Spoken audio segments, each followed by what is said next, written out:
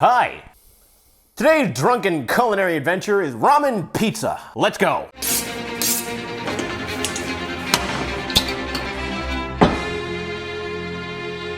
It says it holds 4 beers. That's just one. I'm beginning to doubt the authenticity of that claim. Today we're further exploring the category of DI. Why in the hell would you do this? We're gonna combine two things that no one really thinks to put together, and maybe for good reason, like porn websites and snowplowing services. That's right, we're taking instant ramen and turning it into pizza. And I'm still trying to decide if it's proper nomenclature to say ramen pizza or is it pizza ramen?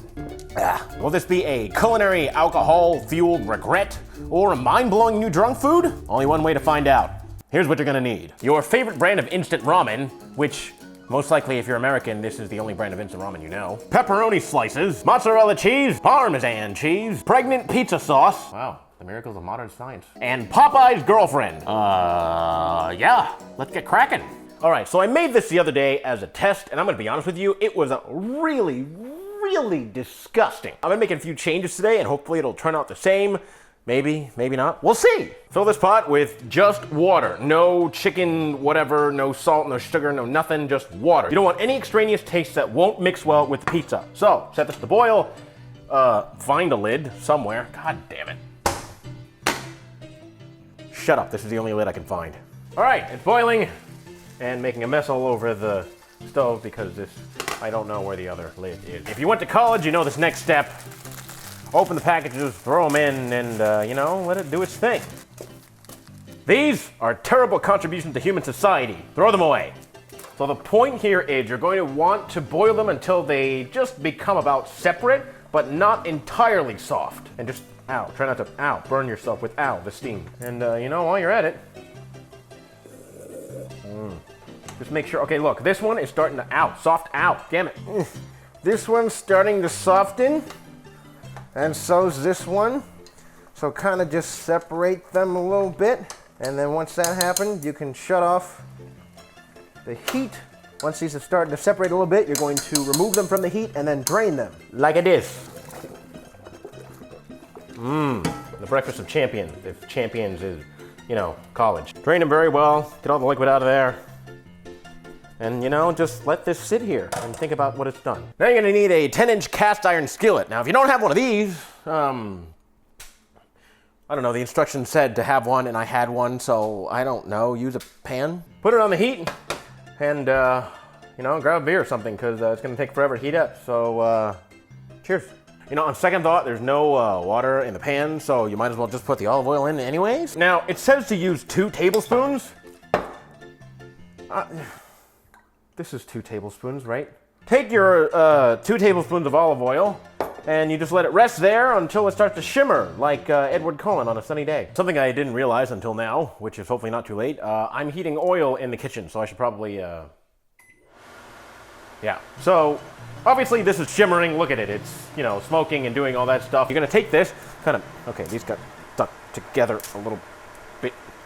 And the pan's all like, send nude. So you're like, okay. Take a spatula, immediately start to press it as thin as you possibly can. You're gonna spread it all the way across the cast iron pan thing. The goal of the oil here, other than, early onset diabetes, is that it's going to fry all of the noodles, not just part of it. Okay, this is a lot more difficult than I thought it was gonna be. The distribution is not even. The thinner it is, the less weird noodly texture you get in the end product. And trust me, you don't want that. Oh my God, this is hard work.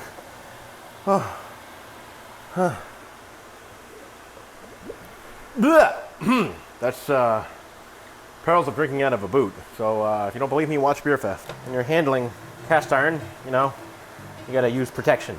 Okay, I'm gonna let this do its thing for a couple of minutes, hopefully get it nice and seared or somewhat on the other side, and then I'm gonna try to flip it over so that this side isn't all like noodly and whatnot, so bear with me. No! Oh, okay, so, before you do any of this, assuming that you're following along at home, you need to preheat the oven, because it's gonna take forever to heat to 425 or 450 or whatever it is. You know what, let's just do it. There we go, look at that. Pan-fried noodle pizza. Kind of looks like weird, brainy, noodly brains. I don't know. I'm gonna have to come up with a better metaphor. I'm gonna check to see if, okay, wow, that is still a lot of oil. All right, so we're gonna end up putting this cast iron pan in the oven, so I kind of gotta find a way to get rid of this oil. So, all right, kind of just hold that there as we just tip that over into the, okay, wow, that went a lot better than I thought it would. Brown on both sides, probably. We're gonna start setting up the pizza now. So, you're gonna want about 12 ounces of mozzarella cheese here. This is approximately half of a 24-ounce bag, so, you know, approximation. I'm just gonna take enough to lightly cover this. Ow, oil is still hot. This is why it's on low, so that, you know, you don't burn the ever-loving crap out of yourself. You just burn a little scared poop out of yourself. The instructions say to use, I think, 8 ounces of pizza sauce. This is 14, roughly about half. I don't know, man. I need a spoon. I need a spoon. Spoon! We're gonna use about half of this. So just kind of, wow, all right, already making a mess. There we go, evenly across the mozzarella in probably one of the most beautiful sights I've ever seen. And in case Fox News couldn't tell, that was sarcasm. So we're just gonna spread this all the way to about the edge of the pan. I'm not really concerned too much, ow! I'm not really concerned too much about wasting it because, let's be honest, this thing was maybe about $1. Then you're gonna add some more mozzarella, about the same amount that you added before. That's probably more cheese than is good for my arteries, but you know what? Ow, whatever. Parmesan, there it is. You know, there's a reason why professional chefs say something called, well, I don't know how to pronounce it, but it means everything in its place. This is why. About half of your Parmesan cheese. You're gonna use about 8 ounces, so you're gonna put about 4 ounces on it right now. I don't know, add Parmesan to it until it looks like a haystack sneezed on it. And now here's the part where they say, top as you like. Now, I can't put an entire pineapple on this thing, and I'd probably lose a lot of viewers if, you know, I did that. So we're just gonna add generic Target brand pepperoni. Cover it as you like. I don't know how much pepperoni you like. Great, and then, you know, because you're maybe not an idiot like me, you can throw it in the oven right now, but, you know, currently it's 315 degrees only, and, you know, so we're just gonna have to wait for that to heat up. Preheat your oven, kids, before you do anything, because then you don't waste time in the kitchen. Hey, oven's preheated. Oh, take this, put it on the center rack, leave it there, set a timer for 20 minutes. Hey Google, set a timer for 20 minutes. Hey Google, set a timer for 20 minutes. Sure, 20 minutes, starting now. See you on the other side. All right, so let's take a look as to how we're doing here. Ooh. All right, so you kind of want to get to a point where the cheese is browned and it's bubbling and it kind of looks like a living alien brain. Ah, there's a metaphor. Oh God, don't burn me. Okay. And now take the rest of your Parmesan cheese and you just let that cool for a little bit, and then, you know, we're gonna take it out, we're gonna cut it up, and we're gonna see how it tastes.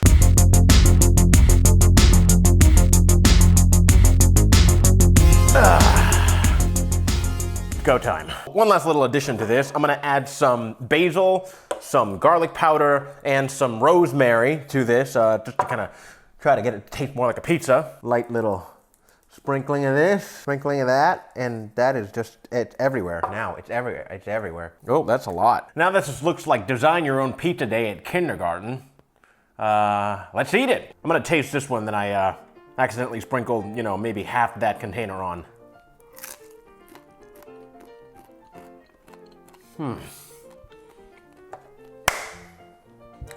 Listen closely, listen very, very closely. Garlic goes on everything. I don't even care what it is that you're eating. If there's roadkill off the side of the road, doesn't matter. Sprinkle some garlic powder, garlic salt on it. Bon appetit. Crunch is nice. It's literally just like fried noodles and pizza. I could have used a little bit more tomato sauce. Maybe a tiny little bit more cheese. If you're not a texture person, this probably isn't for you. It's crunchy on the outside, noodly on the inside, and that is probably the weirdest way that I've ever described pizza. So question for you. What is the craziest thing that you have done with instant ramen? Please let me know in the comments below. Maybe I'll try it in a future video. If you liked our drunken culinary adventures here and you want to see some more and you want to give us some ideas, leave us a comment below. Hit that subscribe button, and as always, I will see you next week. Bye. All drunk. God damn it, I'm I'm drunk and I can't even say I'm drunk right. Okay, today's drunken culinary adventure is ramen burger. No, we did that like 10 episodes ago. What the shit? Today's culinary ramen adventure, f***ing hell.